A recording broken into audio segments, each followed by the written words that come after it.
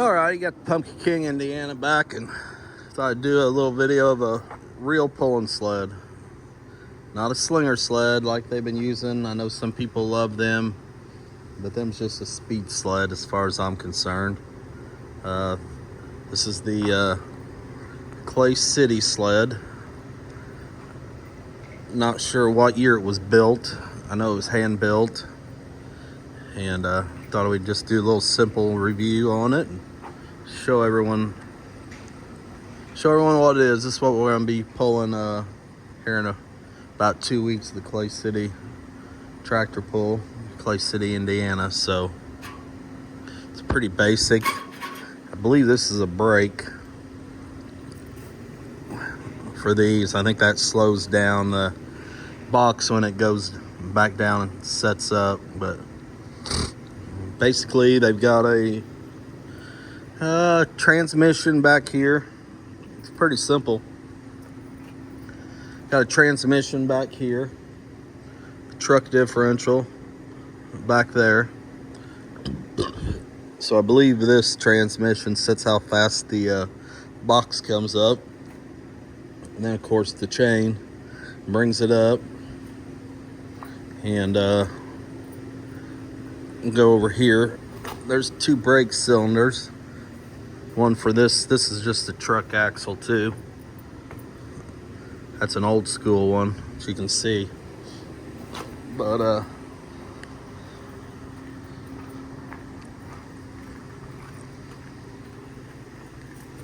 then you got this other side where the brake's at.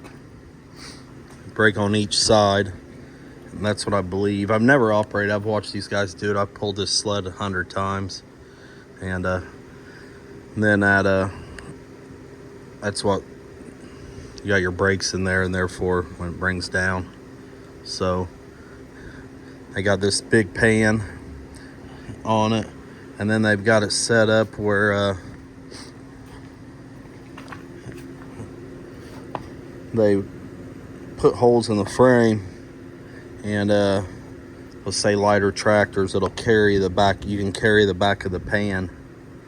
And then for bigger stuff, you set the whole pan down, kind of like a slinger sled in a way, but not, just in the sense that they carry the pan. Then we'll go on back here. And that's the only downfall of these sleds, in my opinion, is you have to have another tractor to pull it backwards. So it takes a little more time. Slinger sleds, you know, they're self-propelled. But then I believe these are the scales for it. But that's pretty much it. Really simple design, homemade. I'm not sure when it was made. I'd have to ask someone of these locals down here in Clay City. But yeah, it's a gradual weight sled. I always thought them were better, especially for tractor pulling. And some of the sponsors, that's helped keep it up in shape over the years. They used this sled for years, and they'd bring it up to Sled City. We'd use it up there. Then I think they maybe even took it to Bowling Green, Indiana too. So there was like 3 places these local guys would take it. Then you fill the box with concrete weights. That's how you do that.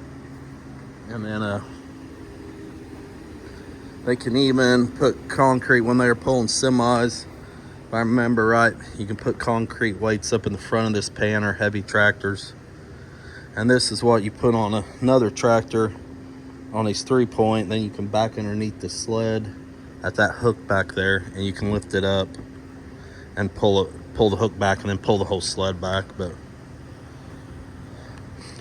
yeah. And another thing, it's just a 5th wheel. Like whenever they would haul it up to Sled City, they'd unhook this sled portion.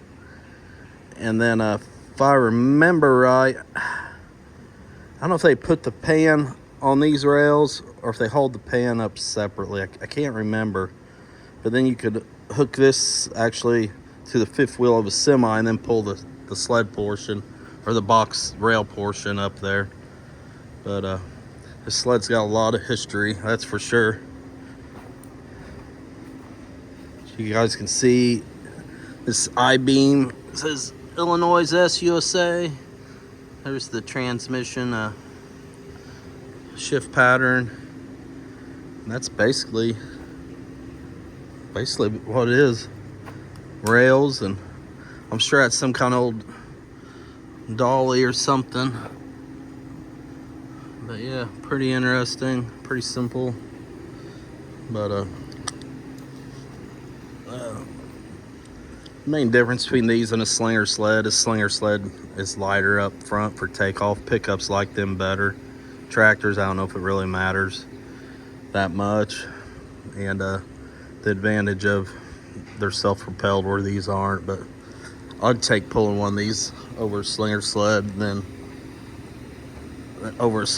any day of the week, just for the simple fact I think the gradual weight really shows if you got your tractor set up right, and your traction and your horsepower, instead of, you know, being able to just get a ton of speed right off the get-go and get 3 more inches than the guy who didn't have the speed. I mean, or the turbo just gives out, wham bam, you're done anyways. So I thought I'd give a little video on this. Like I said, this thing's been around for a while. Used to pull pickups behind it, pulled tractors, and of course when slingers started getting popular, they kind of parked this one and needed a little work, and they started using a slinger sled. But now you got some local guys, Ethan Reese, Rob Miller, I'll just say the name, Ben Dayhoff.